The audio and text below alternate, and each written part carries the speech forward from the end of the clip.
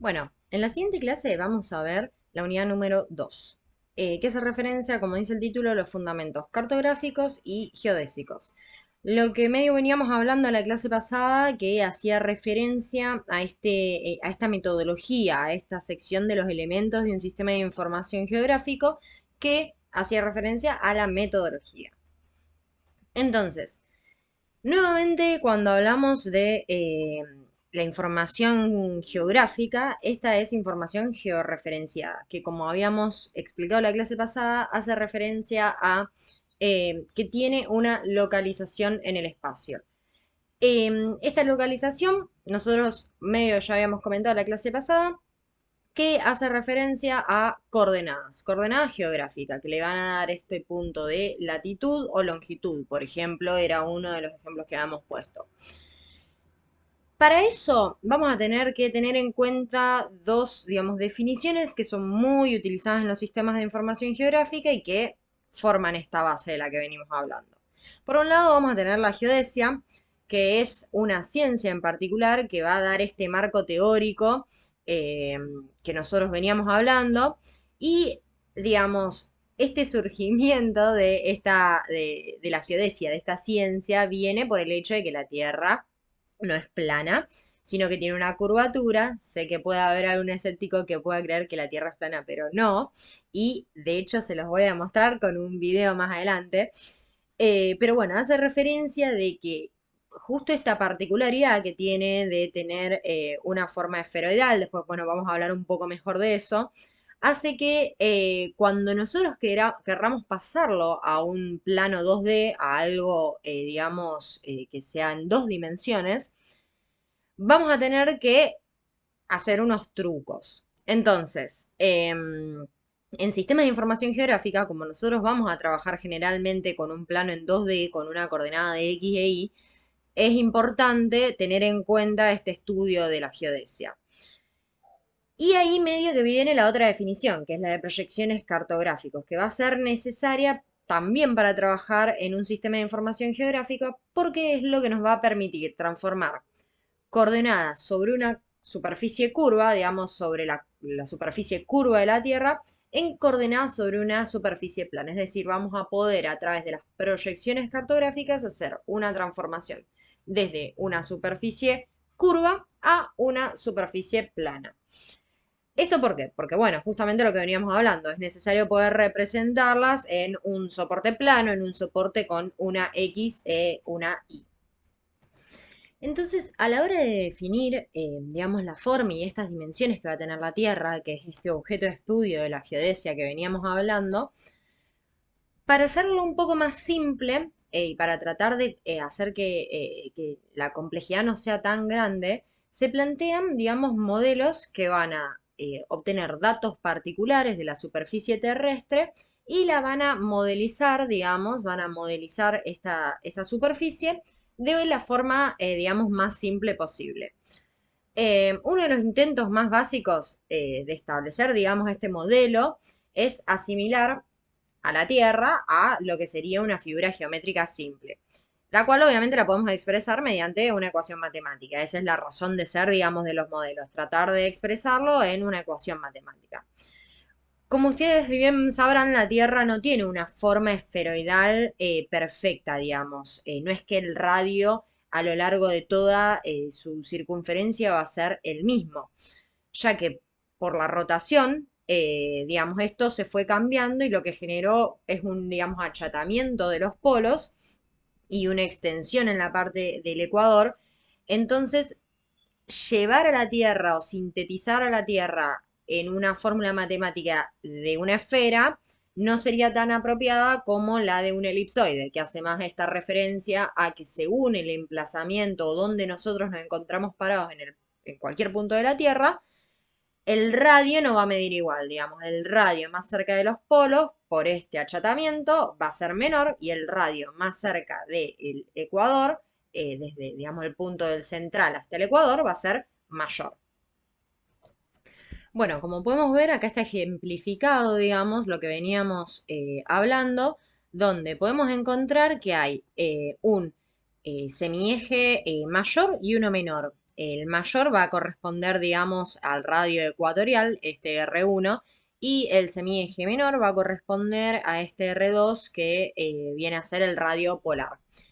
Y bueno, acá en la tabla 1 podemos encontrar que ya, digamos, hubo muchos autores o muchas instituciones que estuvieron, que trataron, digamos, de definir cuál era este valor de semieje mayor y semieje menor, digamos. Está estudiado hace bastante tiempo. Entonces, en esta búsqueda de, digamos, distintos modelos matemáticos que puedan representar más fehacientemente la Tierra, digamos, que estén lo más acercado posible, pero que no lleguen a ser estos modelos enormes, bueno, vimos que se pasó de considerarlo directamente una esfera a pasar a considerarlo como un elipsoide. Y después surgió el concepto de geoide, que se utilizó también como otra superficie de referencia, en la que el cual, digamos, el geoide se define como una superficie que va a ser tridimensional, en este caso va a tener tres dimensiones, en donde los puntos de atracción gravitatoria son constantes.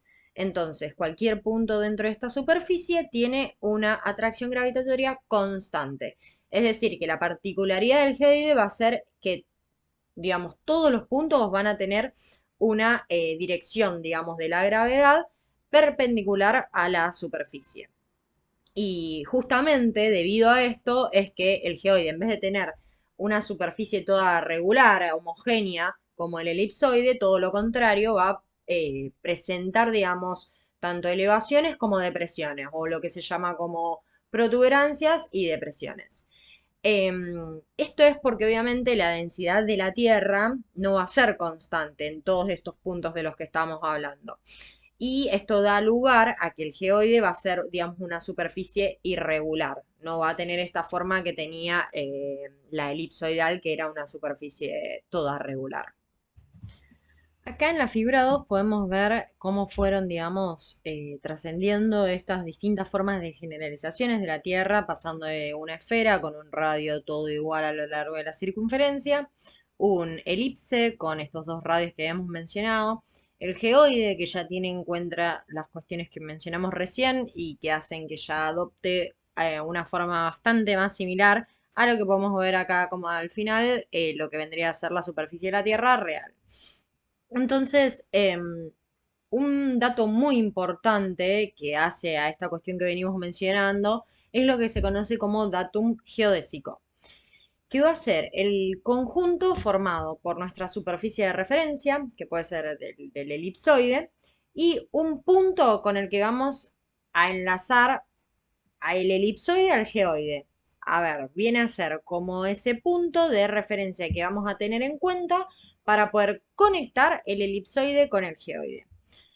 Este punto se denomina punto astronómico fundamental porque, bueno, viene de cálculos astronómicos y en él el elipsoide va a ser tangente al geoide. Entonces, la característica del punto astronómico fundamental es que el elipsoide es tangente al geoide. Por si no se acuerdan, agregué acá la definición de la tangente para que podamos ver, digamos, esa tangencialidad. La altura geoidal en este punto, como nos podemos esperar, es 0, porque es, digamos, el punto inicial, y la vertical al geoide y al elipsoide van a ser idénticas en este punto astronómico fundamental. Entonces, una vez que empezamos a tener este modelo que nos va, digamos, definir la forma de la Tierra, vamos a poder ya establecer este sistema para codificar, para ponerle valor a estas posiciones sobre la Tierra. Y como en este caso vamos a tener en cuenta que la superficie de la Tierra es un elipsoide, es decir, lo vamos a considerar tridimensional, lo más lógico es obviamente usar geometría esférica. De estos conceptos, digamos, es de donde surgen lo que conocemos como latitud y longitud, que vamos a usar la latitud y longitud para establecer coordenadas geográficas de un punto. Se le va a llamar entonces a la latitud y longitud coordenadas geográficas de un punto, que van a estar asociadas al elipsoide. Sin embargo, si nosotros quisiéramos verlo con una geometría plana, porque como nombramos bastante la clase pasada, es más práctica, es más intuitiva, Eh, lo que ahí vamos a tener que hacer es lo que nombramos al principio de la presentación, una proyección cartográfica, es decir, pasar de este modelo de elipsoide tridimensional a una proyección cartográfica, es decir, pasarlo al 3D, al 2D. ¿Qué vamos a tratar de situar? Distintos elementos de la superficie del elipsoide sobre ahora una superficie plana. Al aplicar entonces una proyección cartográfica, las coordenadas ya no van a llamarse coordenadas geográficas, sino que el nombre apropiado para las proyecciones cartográficas son coordenadas cartesianas. Obviamente ambas son formas de representar un punto, pero la diferencia es esa, que una va a estar asociada a la forma de la Tierra y otra va a considerar la simplificación en X e Y, digamos, en un plano. Entonces, como veníamos hablando, las coordenadas pueden ser geográficas o cartesianas, dependiendo de si era en la Tierra o si era ya una proyección. Entonces, centrándonos particularmente en las coordenadas geográficas, vamos a tener la latitud y la longitud. ¿Cómo se define la latitud? Bueno, la definición dice que es el ángulo entre la línea que une el centro de la esfera con un punto de su superficie y el plano ecuatorial.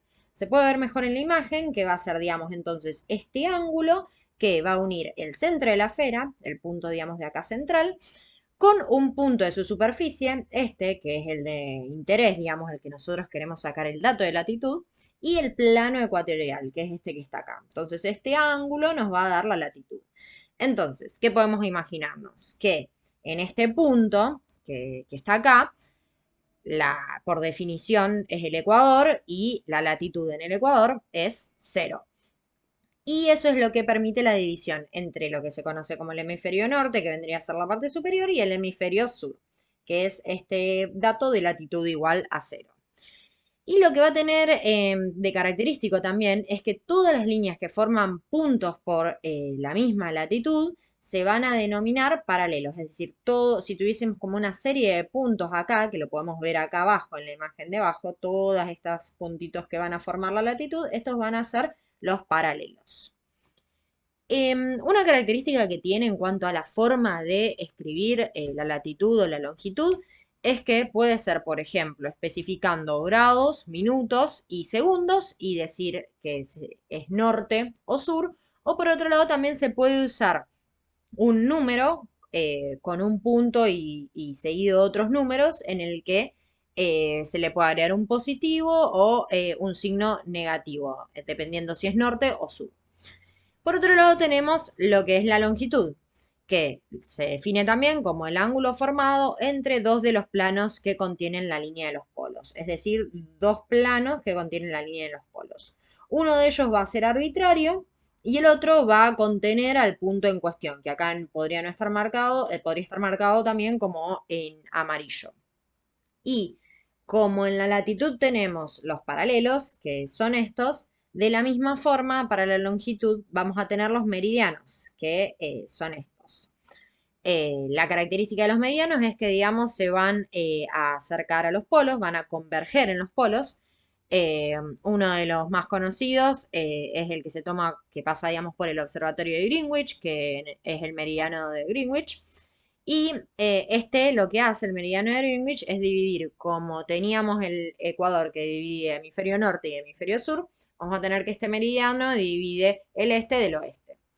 Y la longitud también en este sentido, como veníamos hablando de cómo se describía, puede ser expresada así, con grados, minutos y segundos, y se agrega si es este o oeste, o usando el signo también para negativo y positivo, dependiendo de cuál es cada uno. Ahora vamos a centrarnos entonces en las proyecciones cartográficas, que como habíamos mencionado tienen un interés muy grande porque son estos planos que nos permiten visualizar con mayor facilidad de los que estamos, digamos, acostumbrados, pero que obviamente todo lo fácil viene también con su complejidad, porque trasladar de esta esfera, de estas latitudes y longitudes, a puntos cartesianos en X e Y, no se puede hacer exactamente de la misma forma, es decir, no va a dar un resultado tan preciso. Entonces, ¿cómo se define explícitamente esta proyección cartográfica? Va a ser el proceso de asignarle una coordenada plana a cada punto de la superficie terrestre. Es decir, agarramos cada punto de la superficie terrestre que no es plana, ya vamos a ver en el video más adelante, y vamos a asignarle un punto de X e Y, que se va a llamar proyección cartográfica. Más exactamente, una proyección cartográfica, definió Martin en 1983, es esa correspondencia matemática que vamos a tener entre los puntos de una esfera o un elipsoide, dependiendo del modelo que elijamos, y su transformación en un punto, es decir, esfera o elipsoide a plano. Bueno, acá vamos a ver el tan esperado video que les mencioné, que nos va a explicar por qué todos los mapas del mundo están mal. Es decir, por qué en todos ellos hay alguna falla o algo que no representa fehacientemente la Tierra, que por esta modelización, digamos, que veníamos hablando, porque al pasarla a dos dimensiones siempre hay algo, digamos, que perder. Así que vamos a ver este video que también está en YouTube para que lo puedan revisar de nuevo en el caso que quieran.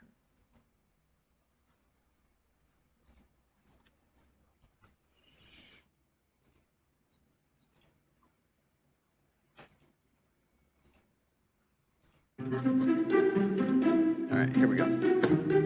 If I want to turn this globe into a flat map, I'm gonna have to cut it open.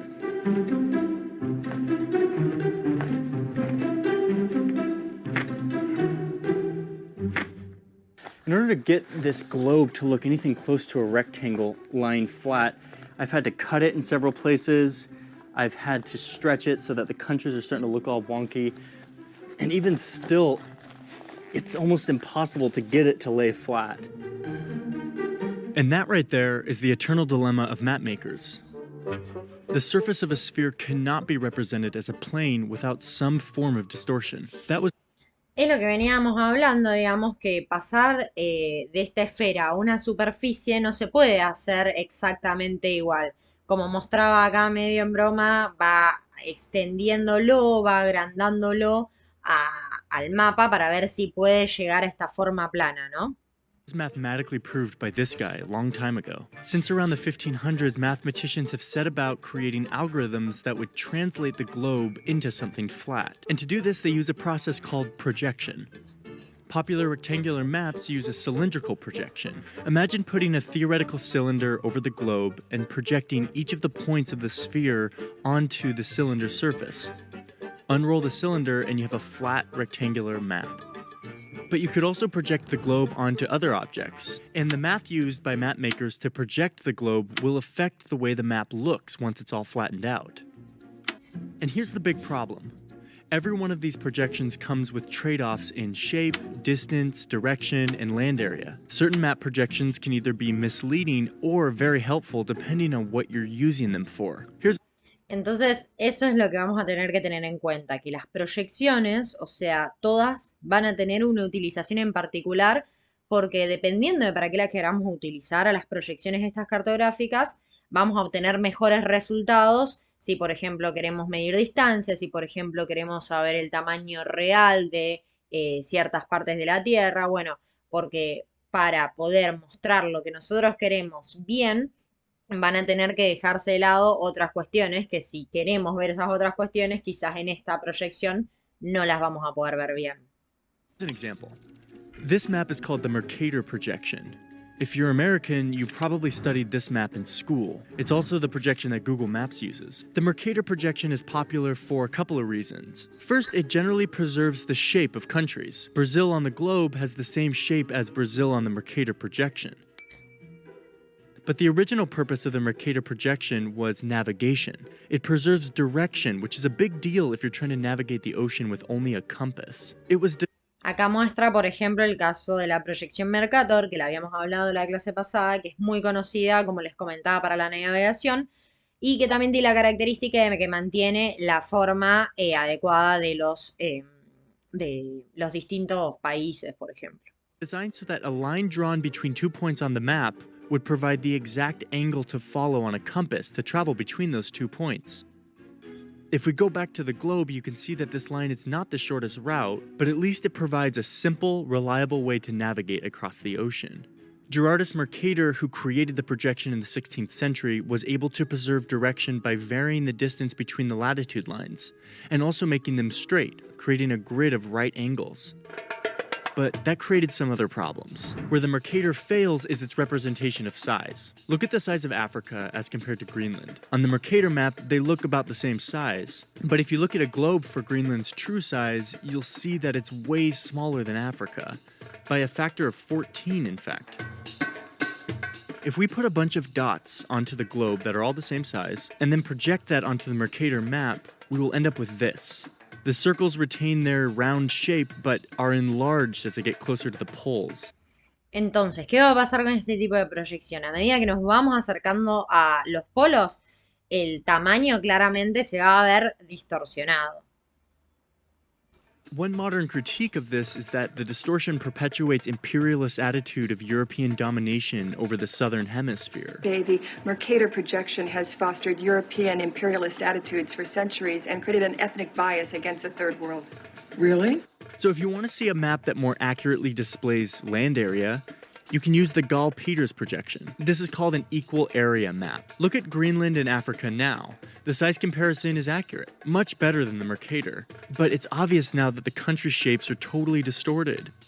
Here are those dots again.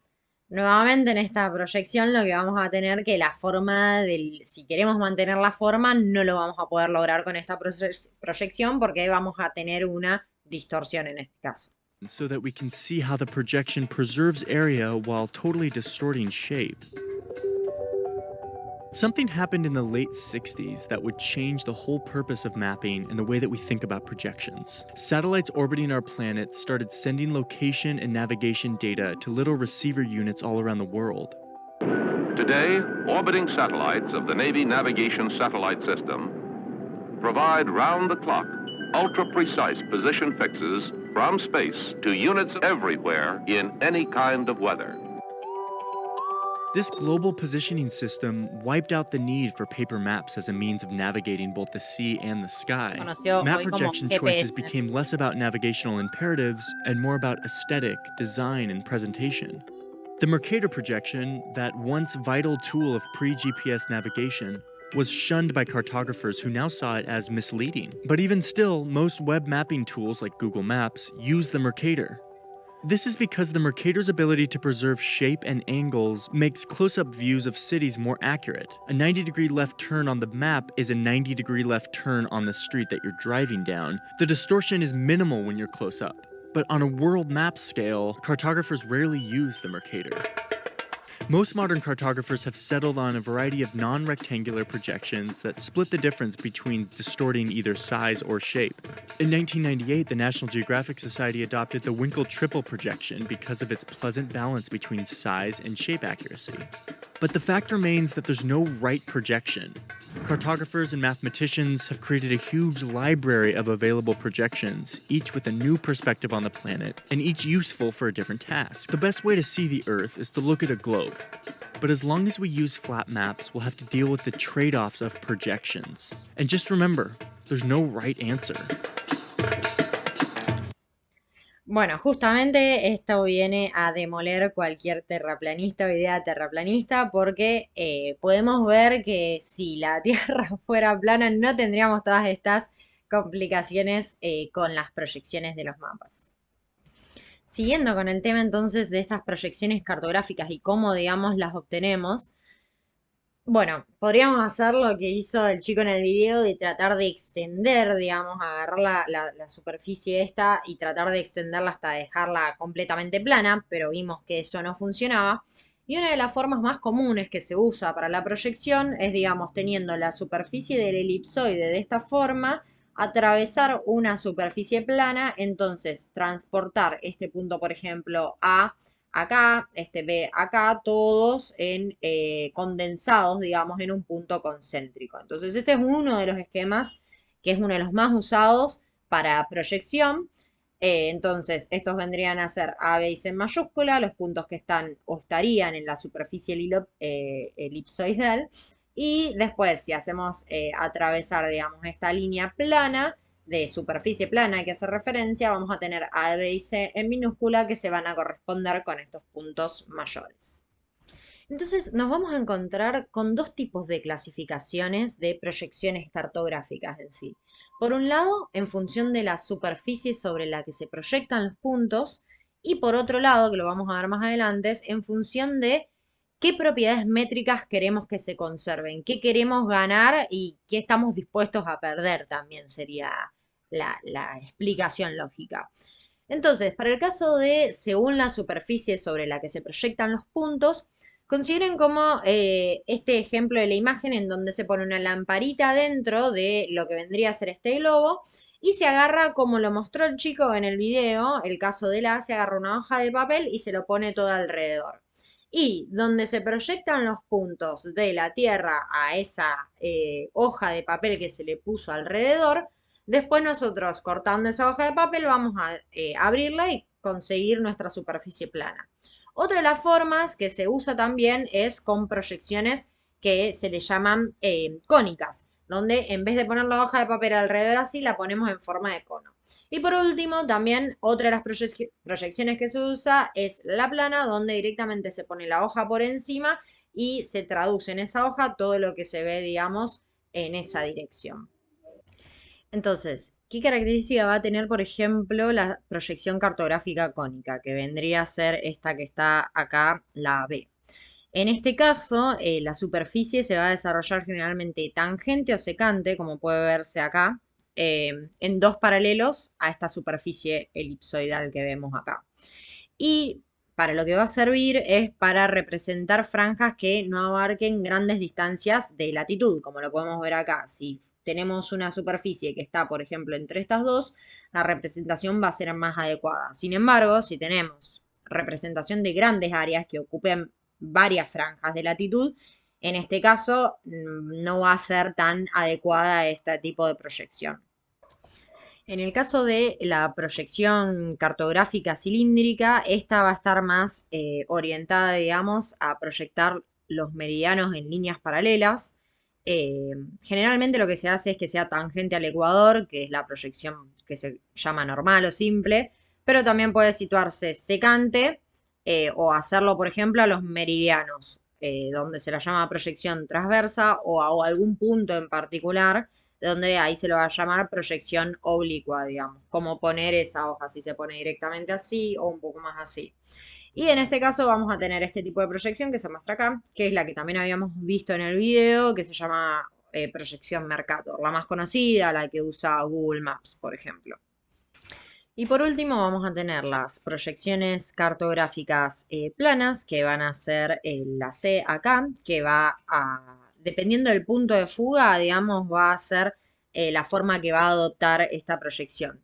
Se la llama central cuando el punto de fuga se coloca exactamente en el centro, digamos, del elipsoide. Después vamos a tener la estereográfica cuando el plano va a ser, digamos, tangente y el punto de fuga se sitúa, digamos, en las antípodas del punto de tangencia. Y la ortográfica que va a ser cuando el punto de fuga lo vamos a tener en el infinito. Entonces, eso va a ser para las proyecciones cartográficas según la superficie donde se proyectan. Ahora, si consideramos la, digamos, caracterización de proyecciones cartográficas según las propiedades métricas que queremos conformar, como vimos en el video y como hablamos antes, todas las proyecciones van a implicar algún tipo de distorsión o lo que se conoce también como anamorfosis, que va a ser que justamente algunas de las propiedades métricas no se conserven adecuadamente. Y para esto vamos a definir tres tipos de proyecciones, que es la equiaérea, las conformes y las equidistantes. Por ejemplo, acá tenemos en este mapa un tipo de proyección de Mollweight, que es la equiaérea, donde obviamente, como les dice la palabra, fácil todas las áreas en el mapa van a tener la misma relación en proporción que las áreas de la Tierra, o sea, van a ser la representación más fehaciente del área que realmente tienen, por ejemplo, nuestro país o cualquiera de los otros países en la Tierra. ¿Y para qué se usa? Bueno, generalmente se las va a usar para poder comparar superficies cuando se están haciendo trabajos relacionados a superficies y áreas. La proyección conforme, que también es una característica de la proyección esta Mercator de la que veníamos hablando, lo que tiene de característico es que no va a provocar una distorsión de los ángulos. Como vemos, son todos cuadraditos los que la van formando acá en el mapa. Y la característica que tiene es que vamos a tener no modificada la forma. Digamos, va a mantener la forma. Como la anterior mantenía el área, su característica es que no se distorsionan, digamos, los objetos. Y una de las aplicaciones de las que nombraba también el video y la más conocida por la cual se usa la proyección Mercator es para guía de navegación. Justamente porque los meridianos y los paralelos se cortan en esta proyección con un ángulo recto, que es lo que sucede, digamos, en la realidad, digamos, en la Tierra tridimensional. Y por último vamos a tener las equidistantes, que como dice la palabra, lo que van a mantener es la relación que se tiene en la Tierra normalmente tridimensional, se mantiene en la distancia en esta proyección. La distancia va a ser la misma. Y obviamente sirve muchísimo cuando necesitamos medir ciertas distancias con precisión, o con lo cual también lo que va a suceder es que se va a mantener una escala constante. Entonces, el sistema que más vamos a utilizar o el más conocido es este que venía comentándoles, que es de la proyección universal transversa, que es como la habíamos visto en la primera definición o clasificación, o proyección también como la vimos en la conforme. Esta proyección, la Mercator, es la más utilizada. Como contamos, divide en una serie de zonas rectangulares con una cuadrícula y se aplica una proyección. Y generalmente es muy utilizada, digamos, en las zonas centrales. No se recomienda para aquellos lugares en donde se produce mucho la distorsión, que es más cerca de los polos. Para eso se usa este sistema UPS, que es más utilizado para esas zonas. Y también tiene una forma de identificación, como un número de zona, que podría ser, por ejemplo, 35, y con su valor de ordenada I y valor de este X en metros, que lo podemos ver acá. Entonces, para evitar tanta distorsión, se divide, digamos, a este plano en 60 zonas iguales, que va a tener 6 grados de ancho de longitud de este a oeste. Y bueno, estas zonas UTM están numeradas del 1 al 60, que es lo que veníamos comentando, comenzando con la antimeridiana, que es de la zona 1 a 180 grados de longitud oeste, y progresando, digamos, todo hacia el este, y de regreso a la antimeridiana, que es de la zona 60 a 180 grados de longitud. Como se puede ver bien, digamos, toda la descripción está en la gráfica. Y por último, lo que vamos a tener, o algo característico que me parece que es importante que sepan, es lo que se conoce como proyección al vuelo. Obviamente se imaginarán que cada capa que puedan descargar de cada cosa en particular va a tener una proyección en particular. Y decimos, bueno, y si queremos trabajar con todas estas capas en conjunto, ¿cómo hacemos? Porque hay que, digamos, unificar, ¿no? ¿Qué tipo de proyección va a tener? Si no, la representación va a ser cualquier cosa, no nos va a coincidir nada con nada. Si tenemos un mapa en Mercator y después queremos, por ejemplo, como dice acá el ejemplo, agregar precipitaciones de lluvia que están en WGS 84, van a aparecer por cualquier lado las lluvias, no van a aparecer en la proyección de Mercator. Y una funcionalidad que tiene muy buena, digamos, la mayoría de los sistemas de información geográfico y en particular QGIS la aplica por defecto, es que cuando nosotros agregamos nuestra primera capa, como podría ser, no sé, el mapa de Google Maps, que como comentamos está en Mercator, todas las capas que agreguemos después, cualquier capa que adicionemos a nuestro proyecto en QGIS, se va a adaptar a la de la primera capa, o lo que se llama también como capa base. Entonces ahí nosotros vamos a la unificación, digamos, se va a hacer de manera automática. Bueno, y para terminar, me gustaría que puedan hacer esto en conjunto, si están en la sala de cómputos, un juego, digamos, que tiene una serie de verdaderos y falsos, de multiple choice, que hablan un poquito de lo que estuvimos viendo en esta clase para ver qué quedó y qué no quedó tan bien fijado. Entonces pueden ingresar desde el celu con el escaneo acá del QR, o si no, también pueden ingresar a Kahoot, tal cual ahí está el link y ponen el pin del juego si están en la compu y pueden hacer este juego. Después yo veo cómo quedaron en puntajes, quién le ganó a quién y cuáles fueron las preguntas que generaron más controversia, a ver si podemos repasar un poquito mejor la clase que viene, si es que quedaron algunas dudas o si se les plantea alguna cuestión en particular. Así que este sería el final de la clase. Los invito entonces a que hagan el juego y nos vemos la clase que viene.